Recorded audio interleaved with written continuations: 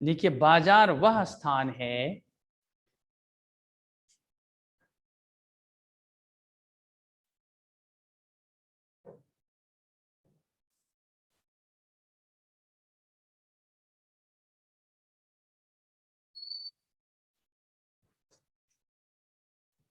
बाजार वह स्थान है जहां मांग और पूर्ति की शक्तियां जहां मांग और पूर्ति की शक्तियां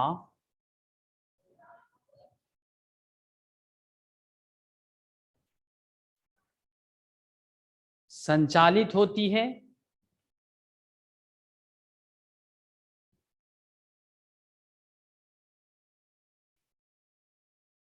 और जहां क्रेता और विक्रेता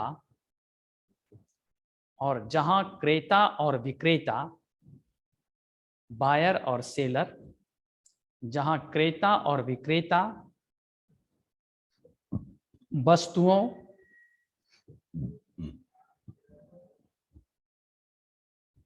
सेवाओं के लिए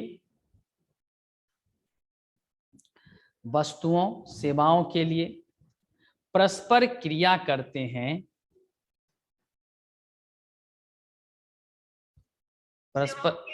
सेवाओं के लिए परस्पर यानी आपस में परस्पर क्रिया करते हैं यानी वहां पर खरीद बिक्री करते हैं सेवाओं के लिए परस्पर क्रिया करते हैं काम करते हैं या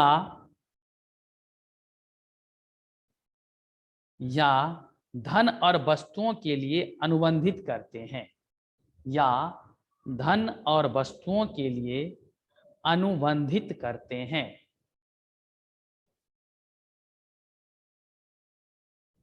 या धन और वस्तुओं के लिए अनुबंधित करते हैं।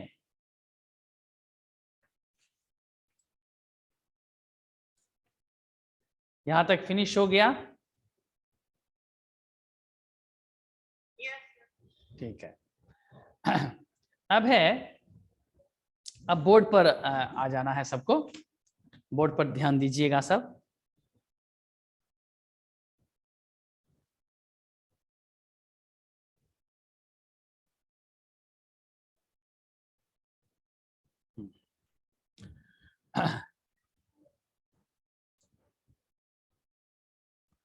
हाँ, लिखिए डिमांड। सबसे पहले क्या लिखिएगा ऊपर में? डिमांड। डिमांड दिख रहा है ना? डिमांड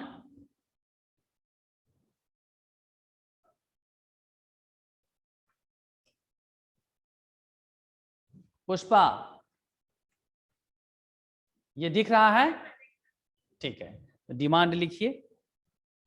डिमांड के नीचे लिखिए विलिंगनेस टू बाय।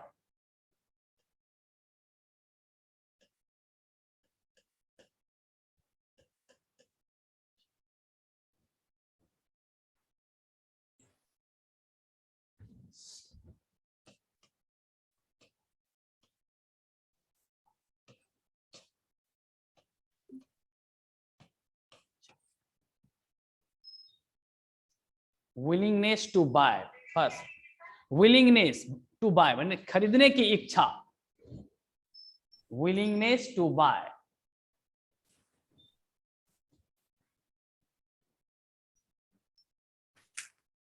फिर है ability to buy. Ability to bye.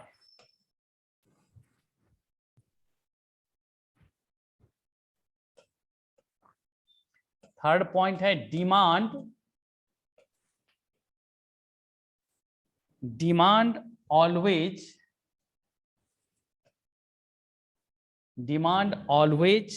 in respect of price.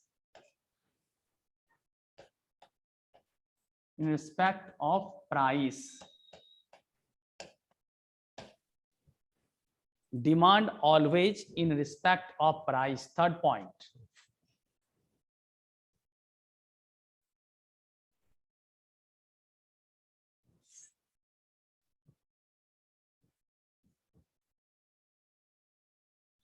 यहां तक कंप्लीट हुआ?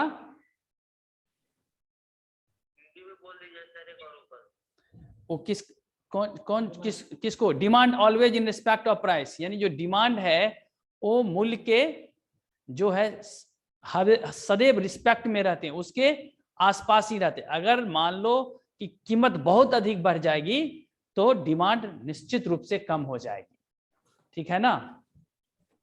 इसलिए कहा था demand always in respect of price, यानी कि मूल्य के सापेक्ष में ही डिमांड, मांग जो है वो निर्भर करता है। अगर मूल्य बहुत अधिक बढ़ जाएगा तो डिमांड जो है वो निश्चित रूप से वस्तु कोई भी हो थोड़ा उसको जरूर घट जाएगा, ठीक है। हाँ, एट सर्टेन प्राइस, अब प्राइस क्या है ये भी देखना होता है। एट सर्टेन प्राइस,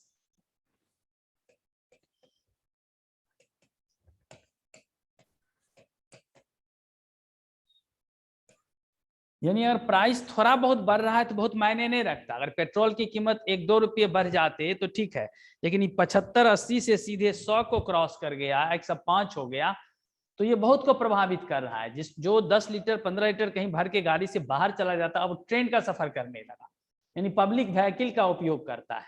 क्या धर्मेंद्र? जी sir. Okay, at certain price, एक होता है एट स्पेसिफिक प्राइस।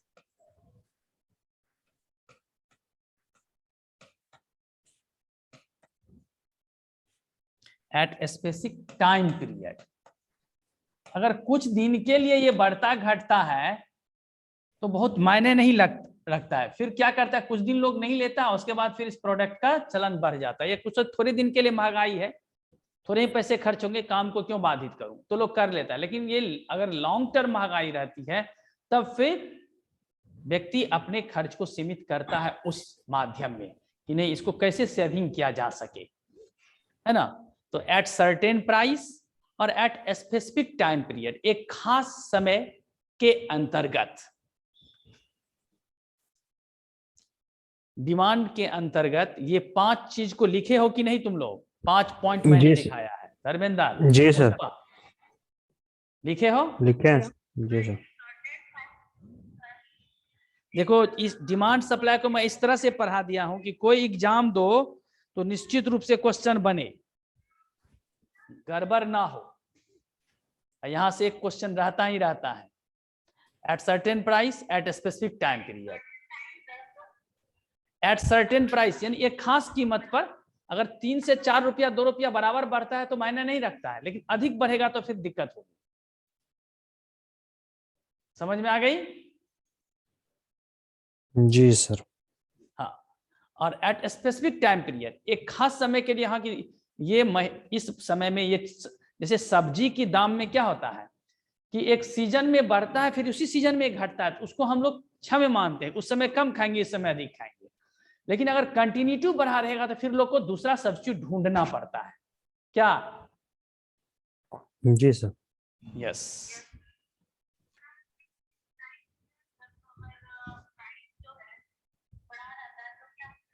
उस पर हम लोग अपने डिमांड को उस समय थोड़ा कम कर लेते हैं, और जैसे फिर उसकी जरूरत महसूस घटता है तो फिर उसको ज्यादा यूज करते हैं। ये तो पब्लिक खुद, मार्केट को पब्लिक तो खुद जज कर सकता है ना। अगर आपको जज करने की क्षमता नहीं है तब तो फिर दिक्कत है। और जिसको जज करने की क्षमता नहीं, उसके पास पैसे कम होते हैं, वो वैसे ही उस वस्तु को नहीं खरीदता है, वो तो काम चलो भोजन करता है। क्या? हीरा के प्राइस से, हीरा का प्राइस बढ़ रहा है, सोना का प्राइस गिर रहा है, इसे किसी स्लम्स बस्ती के लोगों को क्या मतलब है? उसको पूछिएगा कि देखो ना गोल्ड का प्राइस बढ़ गया, वो समझेगा ही नहीं गोल्ड क्या होता है। क्या? ये समझ जाएगा? उसको मतलब ही नहीं, यूज नहीं करता है ना। लेकिन कहिएगा कि चावल का दाम बढ़ रहा है, आलू का दाम बढ़ रहा है, तो बोलेगा अरे आलू का दाम कैसे बढ़ेगा, ये तो मैं रोज खाता हूँ। तो जिससे जो स्पेसिफिक टाइम में क्या बढ़ता है क्या घटता है उस पर नजर रखता है वो लोग, ठीक है।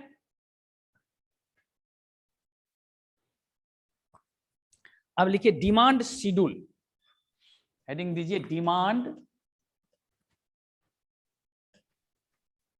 शेड्यूल, यानी मांग अनुसूची। इसका हिंदी होता है मांग अनुसूची। मांग अनुसूची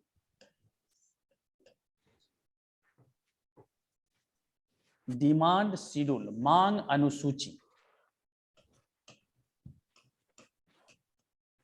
मांग, अनुसूची। हाँ मांग अनुसूची।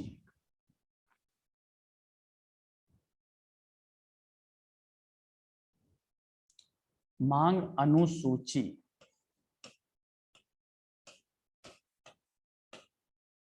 मांग अनुसूची, ठीक है। इसमें है टेबल, एक मांग अनुसूची तालिका इसमें बना दीजिए। मांग अनुसूची के नीचे में मांग अनुसूची तालिका लिख दीजिए। टेबल प्रेजेंटेशन जो होता है, मांग अनुसूची तालिका, मांग अनुसूची तालिका, यानी एक टेबल के द्वारा इसका प्रेजेंटेशन कर दीजिए। एक तरफ लिखिए प्राइस और दूसरे तरफ लिख दीजिए डिमांड। डिमांड्स का कोई यूनिट्स होगा, कितना आपको चाहिए क्या? आजकल सब कुछ का तो यूनिट्स आ ही गया, केजी में चाहिए, पीस में चाहिए। अब देखिए कि यहां पर प्राइस 10 रुपया है, तो हम 100 यूनिट्स वो वस्तु लेते हैं।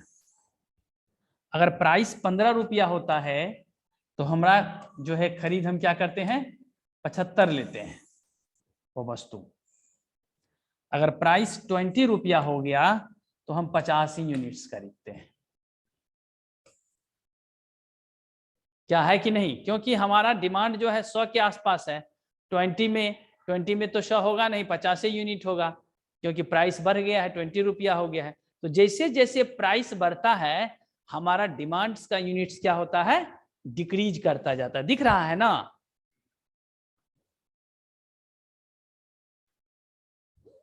पुष्पा, इसको बना लीजिए। ये बन जाए तो उधर से यस बोलना या ओके बोलना। धर्मेंद्र, ये फिनिश? ठीक।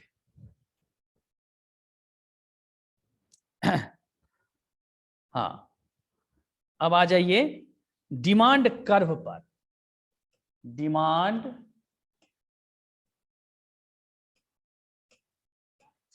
ऊपर में लिखिए डिमांड कर्व, CURVE, यानी कि मांग वक्र। इसका हिंदी क्या होता है? मांग वक्र, मांग वक्र।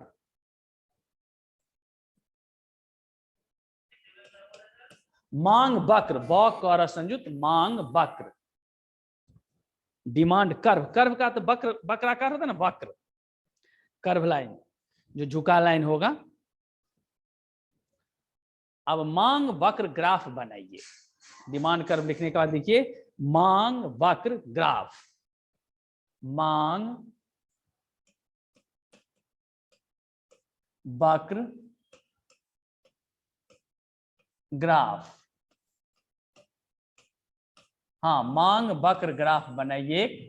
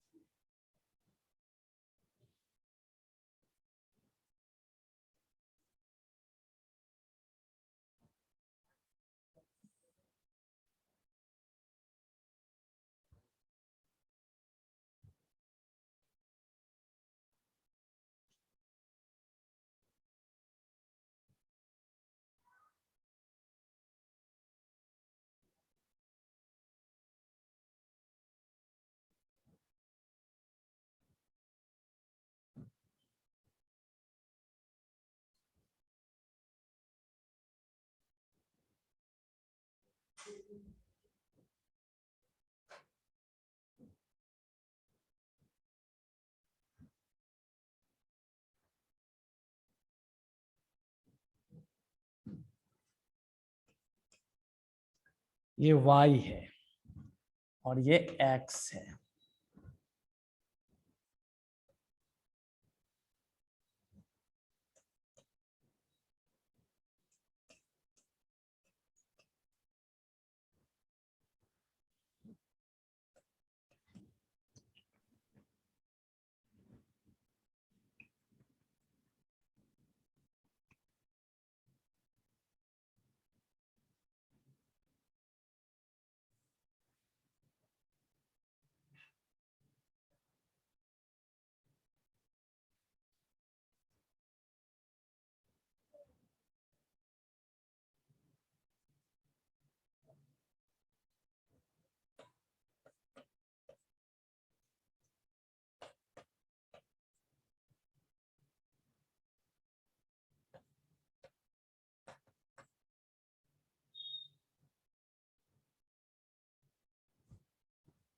मांग का वृक्ष जो मांग का जो वक्र होता है क्या होता है, नीचे की तरफ होता है। देखते हो कि मांग घट, जैसे जैसे प्राइस बढ़ा तो मांग घटते चला गया, हो गया ना, मांग घटता चला गया ना। जैसे जैसे प्राइस बढ़ता चला जाता है तो मांग क्या हो जाता है, डिक्रीज करता चला जाता है। और जैसे जैसे प्राइस जो है घटता है तो मांग बढ़ता चला जाएगा। ठीक है, नीचे की तरफ होता है मांग ग्राफ, यहां पर लिख दो, नीचे की तरफ होता है, नीचे की तरफ होता है मांग ग्राफ, मांग ग्राफ। ये ग्राफ बना लिए, ये जो मैं बनाया हूं, धर्मेंद्र, पुष्पा। एक मिनट रुकिएगा सर, मेरा कट गया था थोड़ा सा। ये दिख रहा है ना? जी सर, ठीक है। मेरा डिस्कनेक्ट हो गया था थोड़ा सा।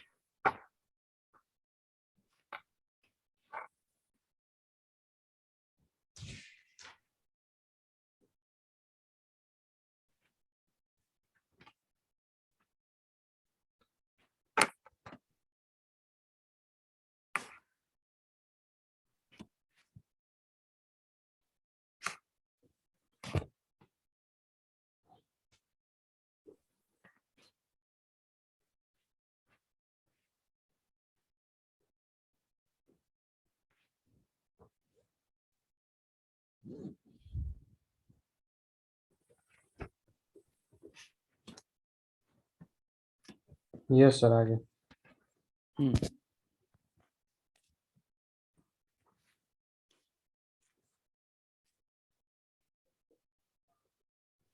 अब जो है डिमांड फंक्शन जो है, रिलेशन बिटवीन डिमांड्स और फैक्ट, यानी जो उसका डिमांड का फंक्शन क्या है, मांग का फलन क्या है, किसी भी कोई वस्तु क्या है, और वो वस्तु का कोई वस्तु दूसरा स्थान ले सकता है या कि नहीं, ये मायने रखता है। ठीक है ना? तो इसको यहां तक सब कर लिए हो, फिनिश?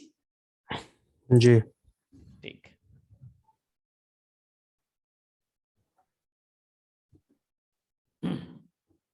हाँ, अब लिखो, जैसे प्राइस पी है, प्राइस है, डिक्रीज कर रहा है। ठीक है, तो डिमांड क्या होगा, प्राइस अगर डिक्रीज कर रहा है तो डिमांड क्या होगा, इंक्रीज होगा। अगर यहां पर हम प्राइस को क्या करें, ये प्राइस जो है वो इंक्रीज कर रहा है तो डिमांड क्या होगा, डी क्या होगा, डी डिक्रीज करेगा। कितना बार तो पढ़ा है जी पुष्पा। अगर प्राइस जो है इंक्रीज कर रहा है तो डिमांड क्या होगा, डिक्रीज होगा। डिक्रीज होगा। निगेटिव रिलेशन यहां पर होगा डिमांड का, होगा कि नहीं? जी सर। एक जनरल फैक्ट है, ऐसा होता ही है। ठीक है ना? अब है कि प्राइस टू रिलेटेड गुड, संबंधित वस्तु की कीमत, प्राइस है किस तरह का, क्या है वो प्राइस। तो एक वस्तु पर हम आते हैं, एक तरफ लिखते हैं यहां पर लिखते हैं टी, पहले लिख दो कि price to related goods, P R, price to related good, price to price to related goods, कौन सी वस्तु है? रिलेटेड गुड्स, कौन सी वस्तु है? ठीक है। अब देखो, इंटरचेंजेबल है या चेंज वस्तु नहीं हो सकता। टी, चाय तो सब पीते हो ना? जी। ठीक है, इसके टी एंड कॉफी दोनों क्या है?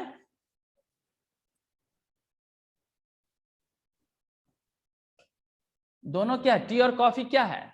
दोनों पेय पदार्थ है, हम दोनों खाते हैं, पीते हैं, जो कहो। इस दोनों को हम लोग पीते हैं? जी सर। नहीं, चाय और कॉफी को नहीं। तो आप देखो कि अगर चाय का जो प्राइस है वो यहां पर इंक्रीज कर रहा है, तो इसका डिमांड क्या होगा? डिक्रीज करेगा। डिक्रीज करेगा। कॉफी का प्राइस जो है नो चेंज है, यानी कि इसकी प्राइस जो है जो पहले था वही था, इसमें कोई चेंज नहीं है। No change, no change in price. ठीक है, तो क्या होगा? इसका डिमांड जो है वो बरकरार रहेगा, बढ़ेगा। बढ़ेगा। इसको बना लो, प्राइस टू रिलेटेड गुड्स।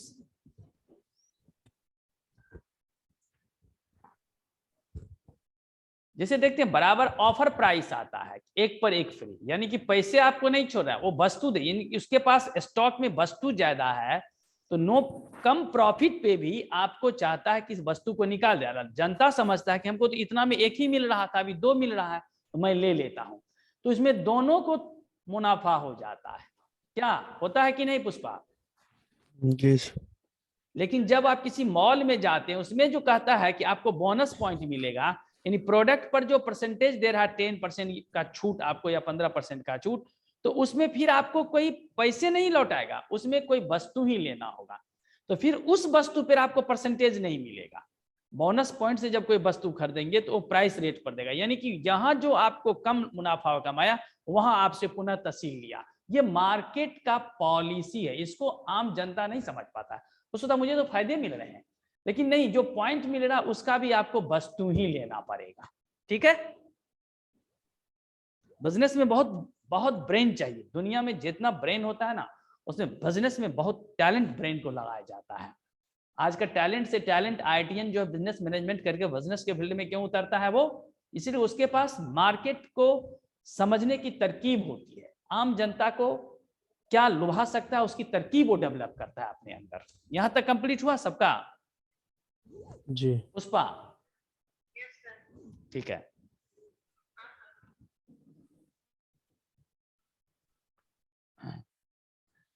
अब लिखो कंप्लीमेंट्री गुड्स, पूरक वस्तु।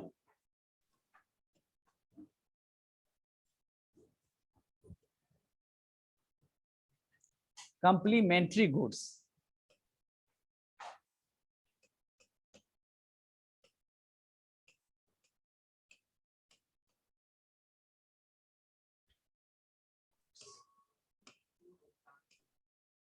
कंप्लीमेंट्री गुड्स, इसका हिंदी होता है पूरक वस्तु। पूरक वस्तु, पूरक वस्तु। देखिए लिखते हैं ब्रेड और बटर, ब्रेड एंड बटर, यानी कि ब्रेड का उपयोग हम किसके साथ करते हैं? बटर के साथ करते हैं।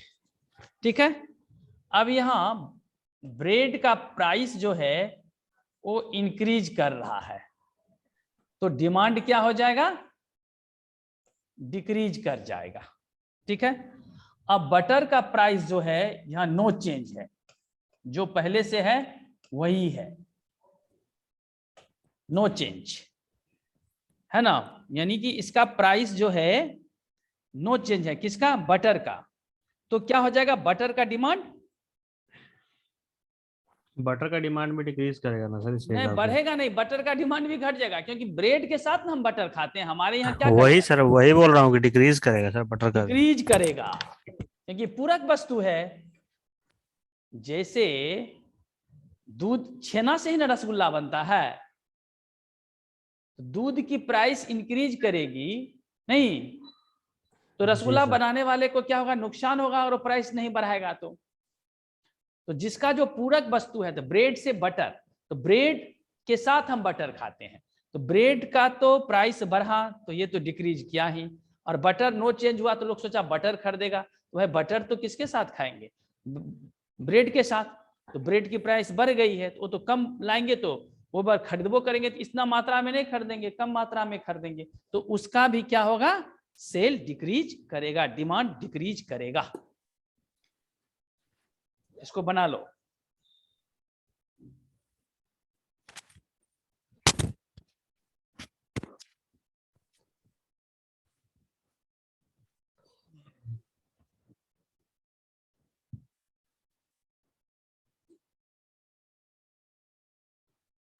पुष्पा यहां तक कंप्लीट हो गया?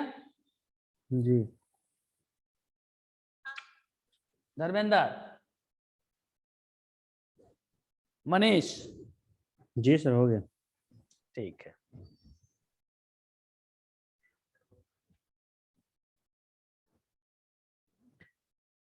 अब है आय, इनकम।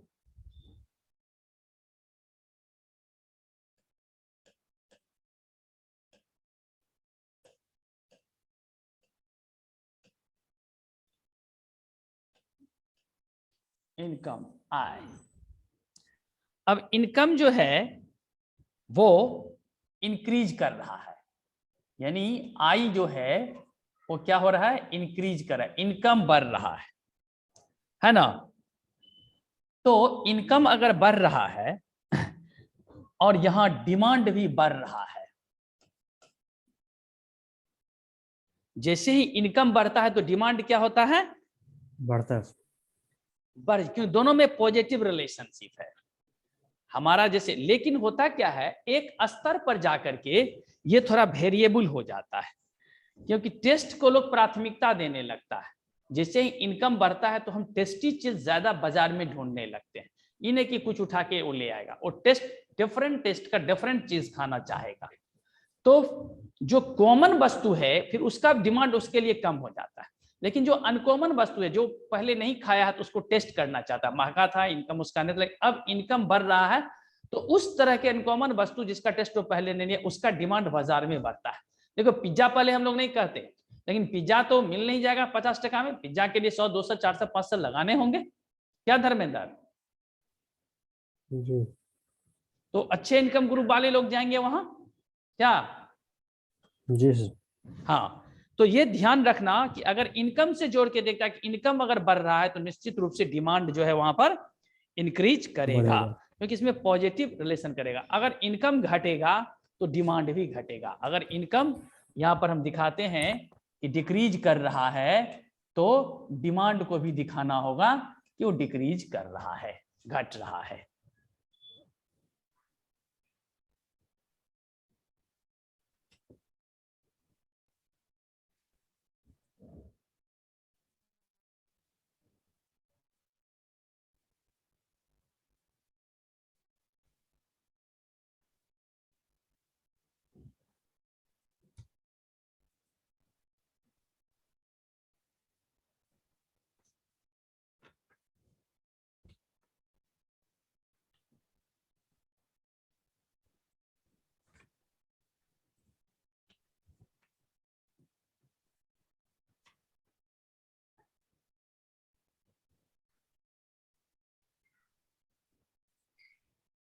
हाँ, यहां तक कंप्लीट हो गया ना?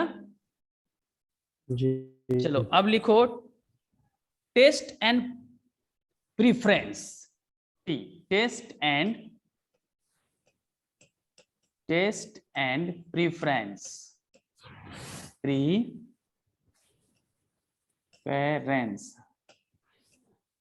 टेस्ट एंड प्रीफरेंस, रुचि एवं प्राथमिकता, रुचि एवं प्राथमिकता, रुचि एवं प्राथमिकता, हो गया? जी सर। हाँ, अगर मान लीजिए आपका टेस्ट जो है इंक्रीज कर रहा है, अच्छे अच्छे चीज खाने का मन कर रहा है, तो डिमांड बाजार का क्या हो जाएगा? बढ़ जाएगा। बढ़ जाएगा। पिज्जा का ऑर्डर फटाफट होगा। क्या धर्मेंद्र? ऑफलाइन क्लास होगा तो पिज्जा चलेगा क्या? बिल्कुल सर।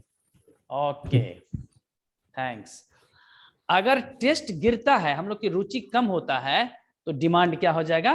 कम हो जाएगा। अब देखिए, एक चीज गौर कीजिएगा कि लॉकडाउन के समय जब सब कुछ बंद था, तो उस समय जो जिसके पास मंथली पैसे आ रहे थे कहीं से या वर्क फ्रॉम होम से किसी भी तरह से, लेकिन सब कुछ बंद था, यानी कि ऑनलाइन फूड सर्विस भी बंद था। लेकिन देखा क्या कि कुछ रिसर्चरों ने गवर्नमेंट्स को तुरंत मैसेज किया, उनके एजेंसियों को, कि नहीं, ऑनलाइन फूड या जो सप्लाई चेन ऑफ फूड है वो मत रोकिए, इसीलिए कि बहुत सारे घर में खाने बनाने वाले लोग नहीं है, दोनों लोग कोविड पॉजिटिव हो रहे हैं, और जो एक पॉजिटिव है तो दूसरा असमर्थ है खाना, इसीलिए इस सप्लाई को कीजिए। हाँ, लेकिन जहां से ये भोजन जाए वहां ये तय हो कि वो व्यक्ति कोविड पॉजिटिव ना है, वो टेस्ट करा के रहे। ठीक है, ये आप लोग को पता है कि नहीं? ऐसा हुआ था कि नहीं? जी। इसीलिए उसको चालू किया गया, और वो फूड चेन चालू करने वाले कई लोग अच्छे खासे बिजनेस किए उस समय, और बहुत सारे लोग मंगाते भी थे, है ना।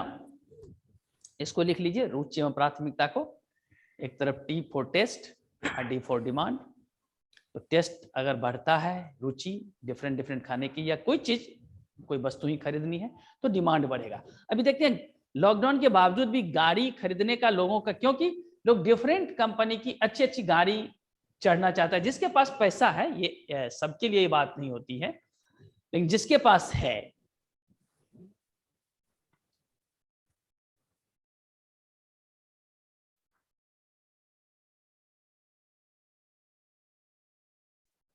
इसकी कल्चर और life style.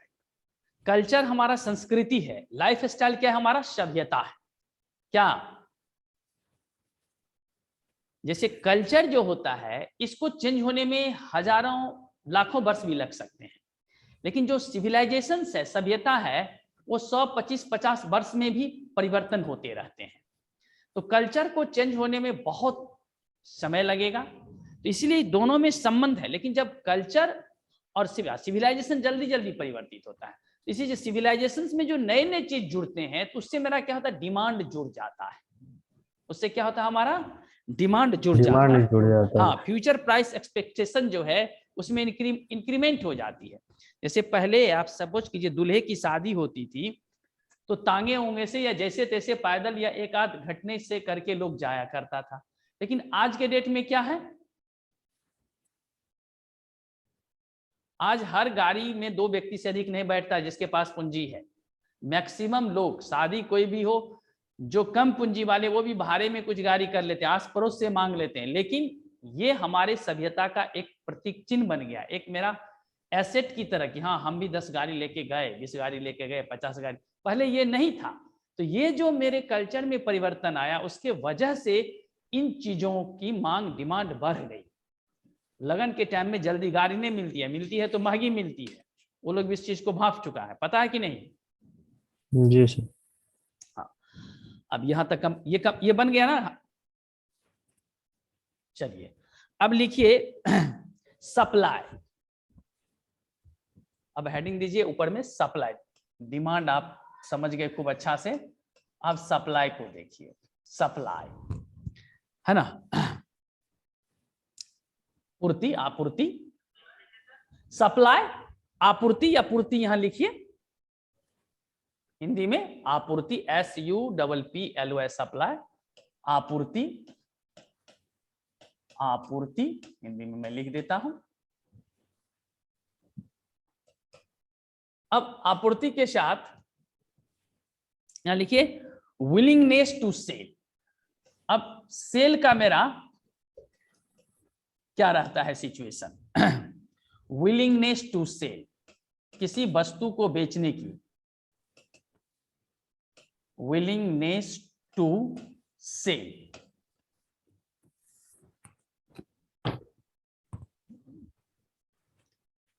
Ability to sell,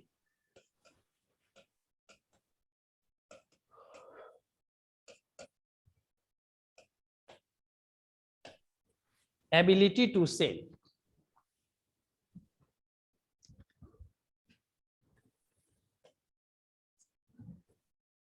supply in respect of price, supply in respect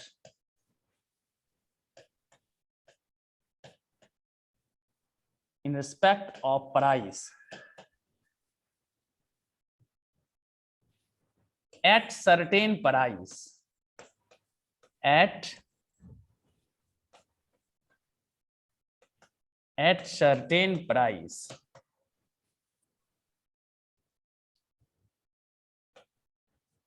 at a specific time period, at a specific, एक खास समय, time period,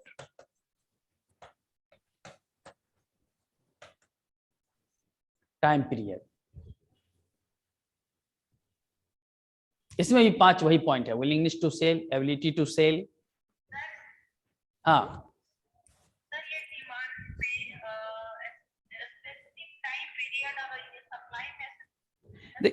supply in respect of price, यानी कि स्पेसिफिक जो टाइम होता है किसी भी चीज का, एक खास समय में कुछ चीज प्रभावित होता है, फिर वो एकदम सही हो जाता है, इसलिए स्पेसिफिक यहाँ लिखा गया है। स्पेसिफिक का अर्थ होता है कि खास, कुछ खास समय में कुछ चीज का जो सप्लाई है बाधित हो सकता है, सप्लाई बढ़ सकता है, सप्लाई कम हो सकता है, लेकिन लगातार ऐसा नहीं हो सकता है।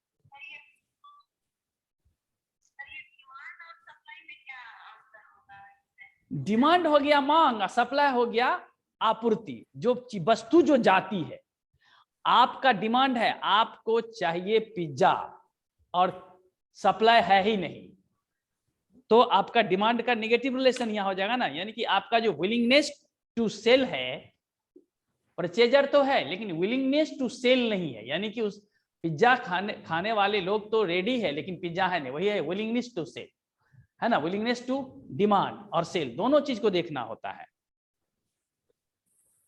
किसी चीज की डिमांड हो और सप्लाई नहीं हो तो फिर तो डिमांड का महत्व यहां नहीं न रह गया, कि रह गया पुष्पा?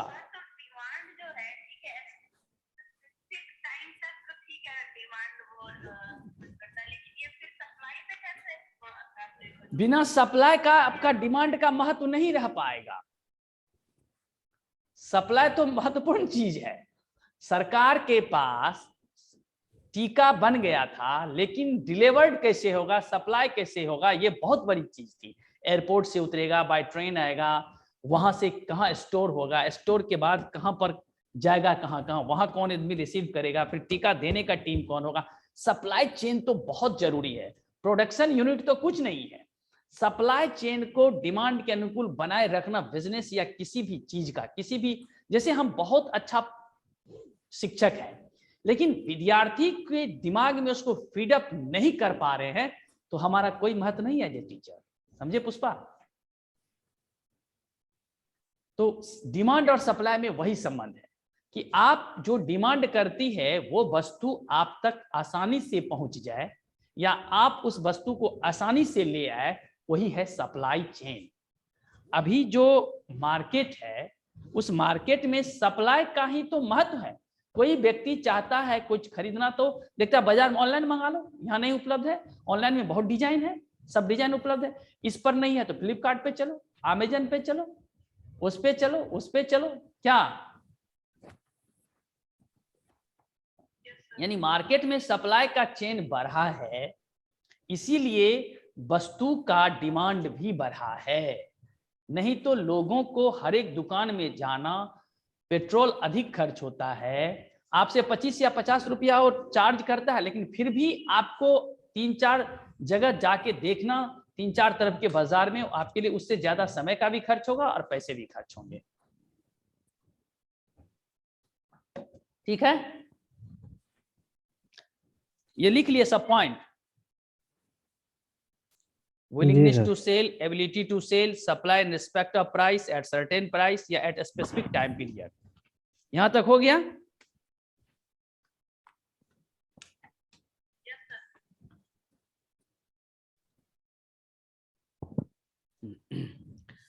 अब जो जिस तरह से हम लोग ये देखते थे कि सप्लाई का कर्व था और डिमांड का कर्व था, सेम वही रिलेशन आएगा, वही पॉइंट यहां भी है।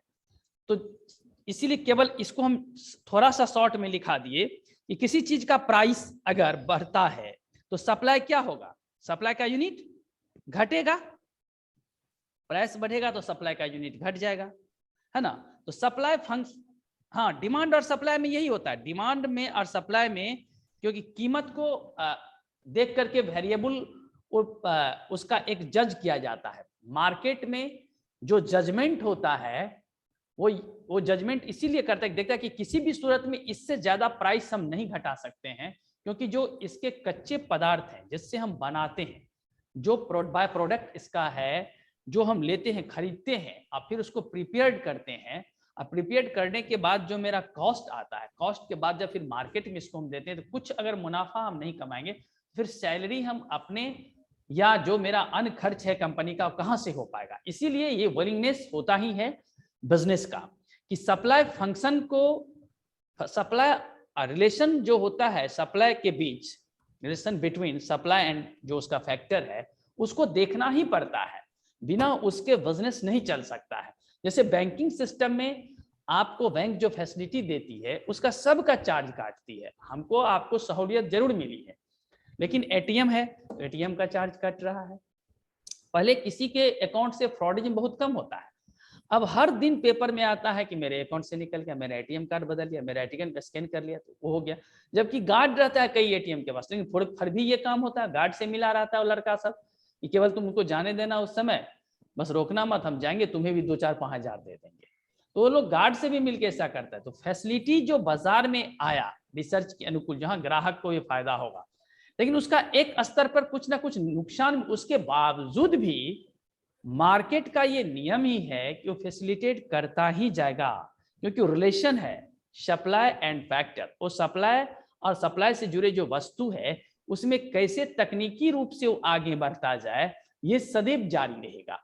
हो सकता है आने वाले समय में ना हमको एटीएम कार्ड की जरूरत पड़े, ना अकाउंट नंबर की जरूरत पड़े, मेरे अंगूठे बस टच करेंगे जाके स्क्रीन पर और जितना पैसा हम मुंह से बोलेंगे वो गिर जाएगा एटीएम से। देखना ऐसा होगा, लगता है कि सर कैसे बोल रहे हैं ये, लेकिन देखना कि उस समय अंगूठा जाके से वो स्क्रीन वहां पर रखेंगे और रखे रहेंगे, जितना पैसा बोलेंगे उतना मशीन से निकल जाएगा।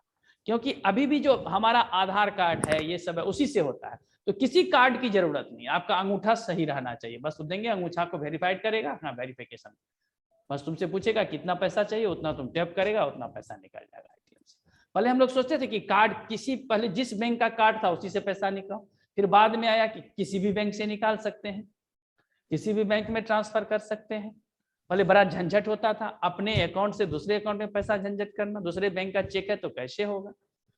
तो ये सब चीज जो है, जैसे जैसे हमारा डिमांड बढ़ता गया, मार्केट के रिसर्चर उससे आगे बढ़ते चले गए, ठीक है, हमारे सप्लाई चेन को और मजबूती करता चला गया। तो इकोनॉमी में जो माइक्रो और मैक्रो होता है, तो जो माइक्रो होता है वो क्या होता है, किसी भी कंपनी के बहुत सारे चीजों को जब हम उसमें जोड़ते हैं तो माइक्रो हो जाता है। और एक जो मेजर स्टडी जब करते हैं बड़े रूप में, है ना, कि हाँ पार्ट कर दिए, ये पार्ट करते हैं, तो वो क्या हो जाता है, मैक्रो हो जाता है। तो हम लोग को माइक्रो इकोनॉमिक्स पर की तरह जो है बाजार के ऊपर अपने ध्यान को रखना होगा, ठीक है। अब तुम लोग का क्या क्या बच गया है, इधर योजना हो गया है,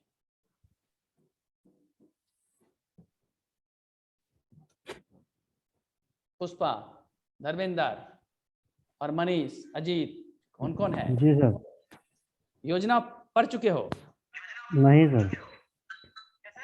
योजना प्लान, प्लानिंग कमीशन, योजना आयोग, योजना पढ़े हो, इकोनॉमी का योजना है, पढ़ लिए हो? योजना प्लान, इकोनॉमी में जो प्लान है 12 पंचवर्षीय योजना, जो 5th ईयर प्लान है, पढ़ लिए हो? नहीं सर। नहीं पढ़े हो, ठीक है। बैंकिंग जैसे CRR, बैंक रेट, रेपो, ये पढ़ लिया, ये हो गया। वो भी नहीं पढ़े हो। कौन सा टॉपिक पढ़े हो? यार SLR वगैरह हो गया है। क्या हो गया है? CR SLR ये सब हो गया है। CRR SLR सब हो गया है। अच्छा, बैंक तो तब योजना ही पढ़ाते हैं पहले, उसके बाद बैंकिंग। अच्छा, बैंकिंग ऑम्बुड्समैन, बेसल 3, बेसल 4, ये सब क्या है? ये हो गया है? नहीं सर, ये सब नहीं हुआ।